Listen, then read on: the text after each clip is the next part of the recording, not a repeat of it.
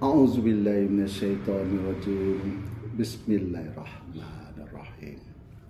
Allahumma sholli ala Sayyidina Muhammad wa ala ali Sayyidina Muhammad. A'udzubillahi minasyaitonirrajim. Bismillahirrahmanirrahim. Rabbi sadri wa yassirli amri wahlul 'uqdatam min lisani yafqahu qawli. La hawla wala quwata illa billahi alil azim. Assalamualaikum warahmatullahi wabarakatuh. Sahabat-sahabatku, saudaraku dimanapun Anda berada, senang rasanya berjumpa kembali dengan sahabat-sahabatku, saudaraku melalui media sosial ini. Kita melakukan silaturahmi karena ini salah satu perintah dari Allah untuk menyambung silaturahmi. Nah, sahabat-sahabatku, saudaraku, pada hari ini kita akan mengulas atas ceramah dari video yang akan saya sajikan berikut ini, yang akan kita jadikan narasumber untuk dilakukan kajian atas apa yang mereka sampaikan. Melihat jin ya, ini saya rangkum dan saya gabungkan karena waktunya sedikit ya, kita mesti bahas semuanya. Ini perihal tentang melihat jin, itu tidak bisa. Allah Subhanahu wa ta'ala berfirman dalam surat Al-A'raf di juz 8 ayat 27. Allah Subhanahu wa ta'ala berfirman, innahu yarakum wa qabiluhu min haitsu la tarawnahum. Sesungguhnya iblis punya domir ini kembalinya ke siapa? Ke iblis. Sesungguhnya iblis beserta qabilahnya itu tidak bisa melihat kalian dari tempat yang kalian itu tidak bisa melihat mereka. Ini dalil pertama bahwasanya manusia memang benar-benar tidak bisa melihat jin. Bahkan Imam Asy-Syafi'i dalam kitab Al-Kaukabul Ajwad, beliau lebih tegas lagi. Beliau mengatakan, man za'ama annahu ra'al jin, ya. Barang siapa yang ngaku-ngaku dia itu melihat jin, maka ruddat syahadatuhu, ditolak syahadatnya. Wa uzira li mukhalafatihil Qur'an, dan dia harus dihukum karena dia telah menyelisihi Al-Qur'an. Itu yang tadi kita jelaskan.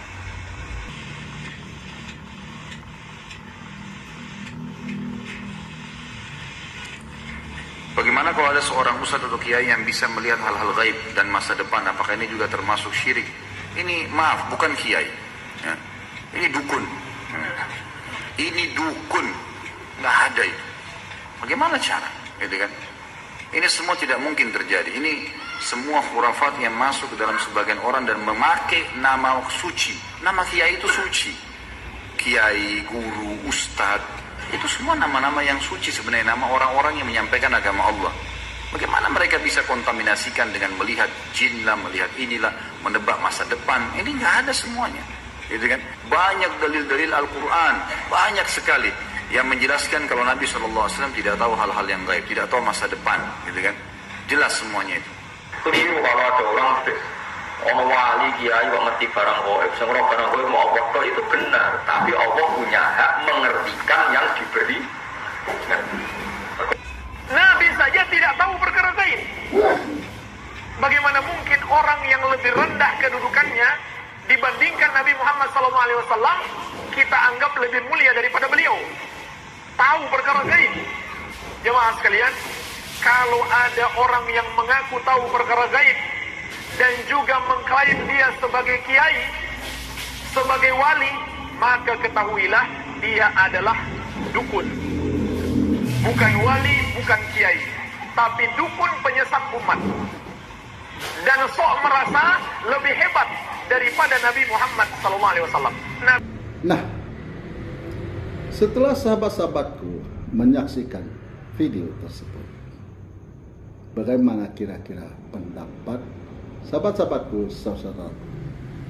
Apakah yang disampaikan Ustadz tersebut benar atau salah, atau ada salah satu dari mereka yang berpendapat benar. Yuk kita lakukan kajian bersama. Nah, di sini Ustadz Faizal dia membacakan dalil berdasarkan surat Al-A'raf ayat 27. Manusia tidak bisa melihat jin. Manusia tidak bisa melihat alam gaib. Beliau juga membacakan pendapat dari Imam Syafi'i. Siapa yang mengaku melihat jin ditolak syahadatnya dan dia harus dihukum. Nah, ngeri juga ya. Ngeri juga kita dengar dia pendapat yang dibacakan Ustaz Faizal, dia harus dihukum, ditolak syahadatnya dan harus dihukum. Nah, ini apa yang berdasarkan dia baca, bukan berdasarkan pendapat beliau, ya kan? Ustadz Khalid Basalamah mengatakan ini bukan kiai, tapi orang tersebut adalah dukun. Nah, orang yang bisa melihat jin, melihat alam gaib, itu bukan kiai, bukan wali, tapi dukun. Nah, bagaimana bisa melihat jin, melihat masa depan? Nah, kalau melihat masa depan, tidak seorang pun yang mampu melihat masa depan. Tidak seorang pun yang mampu. Kecuali Nabi kita, Rasul kita, Nabi Muhammad sallallahu alaihi wasallam, atas petunjuk dari Allah yang Maha Kuasa. Nah, Ustadz Faiz, Nabi tidak tahu masalah gaib. Bagaimana mungkin orang yang kedudukannya lebih rendah daripada Nabi, jika ada orang yang mengaku mengetahui perkara gaib, ketahuilah dia adalah dukun, bukan wali, bukan kiai, tapi dukun penyesat umat daripada umat Nabi Muhammad sallallahu alaihi wasallam. Karena Nabi sendiri tidak tahu perkara gaib. Nah, ini Ustadz Faiz. Yang keempat, Gus Baha. Gus Baha mengakui ada orang yang bisa melihat jin atas izin Allah. Nah, yuk kita bahas bersama-sama. Seseorang bisa melihat alam gaib, makhluk-makhluk gaib, atas seizin Allah. Apa sih maksudnya? Nah, Allah memperlihatkan kepada hamba yang dia kehendaki untuk melihat alam gaib. Ini bermaksud supaya mengukuhkan keimanan hamba tersebut dan menyampaikan bahwa apa yang disampaikan oleh Nabi kita, Rasul kita adalah benar. Nah, jadi menambah iman hakul yakin dan membenarkan apa yang disampaikan oleh Nabi kita, Rasul kita, Nabi Muhammad sallallahu alaihi wasallam. Bagaimana sahabat saudaraku bisa membenarkan perkataan Nabi kita, Rasul kita, Nabi Muhammad sallallahu alaihi wasallam kalau sahabat tidak pernah melihat? Seperti halnya Nabi mengetahui perkara gaib atas petunjuk dari Allah. Perkara Nabi melihat surga dan neraka, Nabi mengetahui, maka Nabi ceritakan kepada umatnya untuk mengetahui apa itu neraka, apa itu surga, dan siapa-siapa saja penghuninya. Yang kedua, Nabi mengislamkan segolongan jin yang mendatangi beliau. Jin itu makhluk gaib. Nabi tahu, Nabi melihat, Nabi mengislamkan. Jadi Nabi mengetahui perkara-perkara gaib atas petunjuk dari Allah yang Maha Esa. Jadi kita ini manusia atau apa? Kita ini manusia. Nabi kita manusia. Karena Allah mengutus utusannya dari golongan manusia. yaitu Nabi kita, Rasul kita, Nabi Muhammad sallallahu alaihi wasallam, untuk menyampaikan firman-firman Allah. Nah, inilah maknanya kenapa seseorang itu Allah izinkan melihat makhluk gaib ciptaannya. Yang pertama, membenarkan Allah itu ada. Allah itu bukan khayalan. Allah itu memang nyata, ada. Yang kedua, membenarkan apa yang disampaikan oleh Nabi kita, Rasul kita. Membenarkan. Gitu. Nah, dasar bahwa Allah itu memberikan petunjuk kepada hamba-hambanya yang ingin dia beri petunjuk. Nah, kita lihat di dalam firman-firman Allah. Di dalam surah Al-Baqarah ayat 284, milik Allah lah apa yang ada di langit dan apa yang ada di bumi. Jika kamu nyatakan apa yang ada di dalam hatimu, atau kamu sembunyikan, niscaya Allah memperhitungkannya tentang perbuatanmu. Dia mengampuni siapa yang dia kehendaki dan mengazab siapa yang dia kehendaki. Allah Maha Kuasa atas segala sesuatu. Di dalam surat Hud ayat 107, mereka kekal di dalamnya selama ada langit dan bumi, kecuali jika Tuhanmu menghendaki. Sungguh Tuhanmu Maha Pelaksana terhadap apa yang dia kehendaki. Berarti Allah itu Maha berkehendak. Bukan kehendakmu, tapi kehendak Allah. Di dalam surah Al-Baqarah ayat 117, Allah menciptakan langit dan bumi, dan bila dia berkehendak, dia hanya mengatakan kepada jadilah, lalu jadilah, kun fayakun. Nah, dalam surah An-Nahl ayat ke-93, Tuhan berfirman, dan kalau Allah menghendaki, niscaya dia menjadikanmu satu umat saja untuk beriman. Tetapi Allah menyesatkan siapa yang dia kehendaki dan memberi petunjuk kepada siapa yang dia kehendaki. Dan sesungguhnya kamu akan ditanya tentang apa yang telah kamu kerjakan. Pada surah Al-Kahf ayat ke-17, Allah berfirman, barang siapa yang diberi petunjuk oleh Allah, maka dialah yang mendapat petunjuk. Dan barang siapa yang disesatkannya, maka kamu tak akan mendapatkan seorang pemimpin pun yang dapat memberi petunjuk kepadanya. Jelas kan? Bukan kehendak ustaz, bukan kehendak buya, tapi kehendak Allah.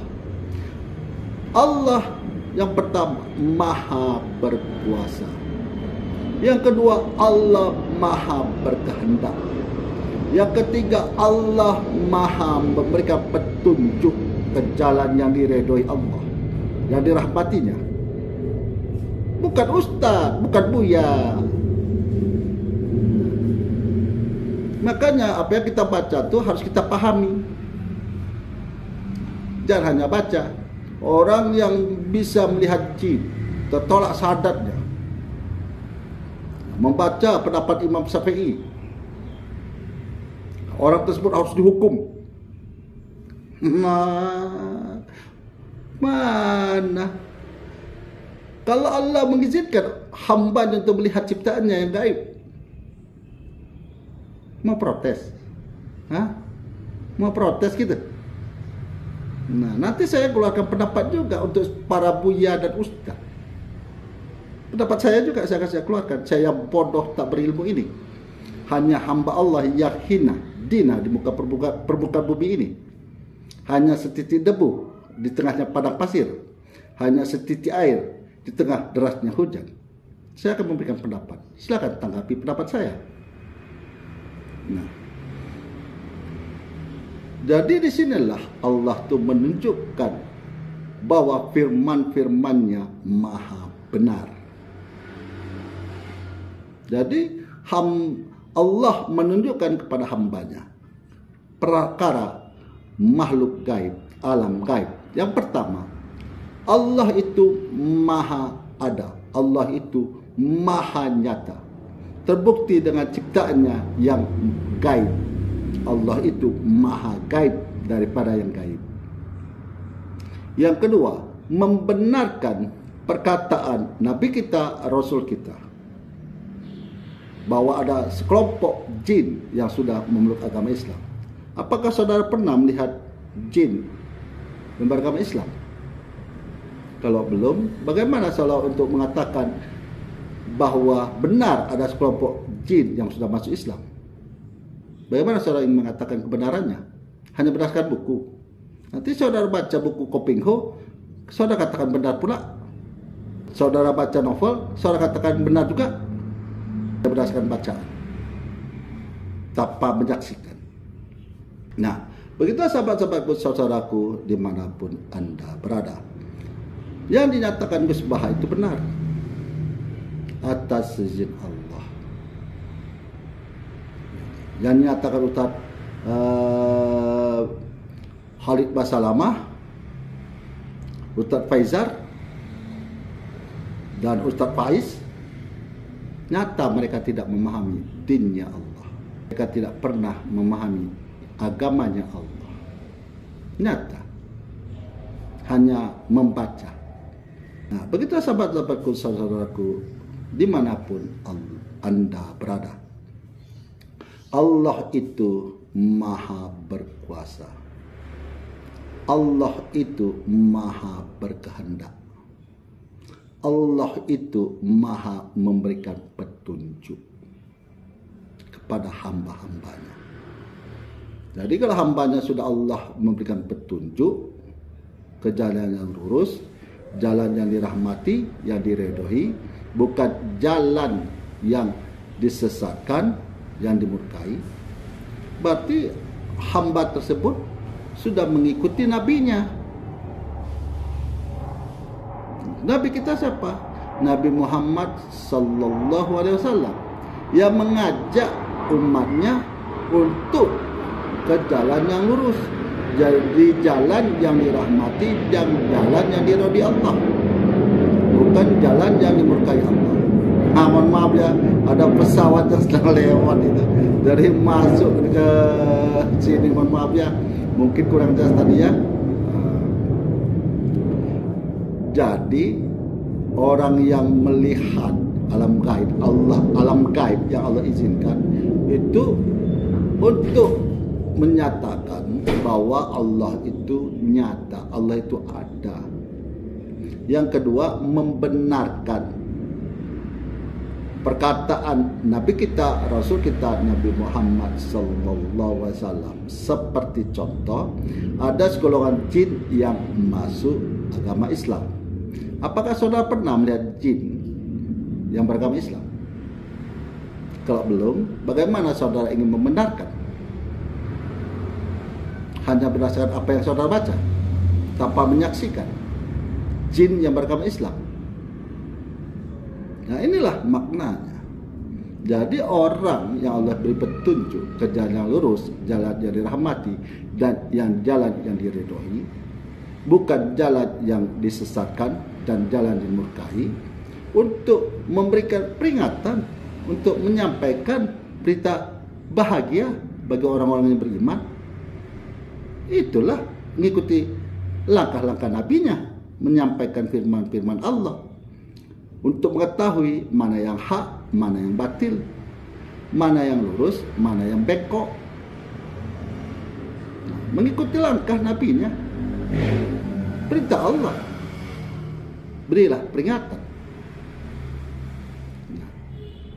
Jadi Nabi kita, Rasul kita, Nabi Muhammad sallallahu alaihi wasallam, kekasih Allah, maka beliau kalau apapun yang minta kepada Allah akan Allah kabulkan, termasuk memberikan syafaat kepada umatnya.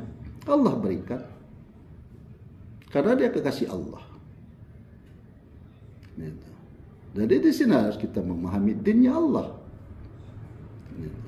Nah, pendapat saya, kalau tadi Ustaz Faizal menyampaikan pendapat Imam Syafi'i. Nah, sekarang pendapat saya, orang yang bodoh tak berilmu, hamba Allah yang hina dina, hanya setitik air di tengah derasnya hujan, hanya setitik debu di tengah padang pasir. Orang yang tidak mengakui bahwa Allah itu maha kuasa, Allah itu maha berkehendak, Allah itu kan memberikan petunjuk kepada hamba-hambanya, ingin dia beri petunjuk. Dia mengingkari hal tersebut, maka orang tersebut harus dihukum karena sudah mengingkari ayat-ayat Allah yang telah disampaikan oleh Nabi kita, Rasul kita, Nabi Muhammad Sallallahu Alaihi Wasallam. Silakan tanggapi pendapat saya tersebut. Nah, begitu sahabat-sahabatku, saudaraku dimanapun Anda berada. Akhirul dakwah, saya akhiri dengan Alhamdulillahirabbil alamin. Dan bagi sahabat-sahabatku dimanapun Anda berada, apabila dalam keadaan sakit, marilah kita berdoa bersama, memohon kepada Allah yang maha pengasih lagi maha penyayang untuk kesembuhan saudara kita, dipulihkan seperti sedia kala, beraktivitas sebagaimana mestinya. Dan jangan lupa untuk memperbaiki sholat. Jangan lupa untuk memperbaiki sholat. Jangan lupa untuk memperbaiki sholat. Akhirul kalam, saya akhiri dengan Assalamualaikum warahmatullahi wabarakatuh.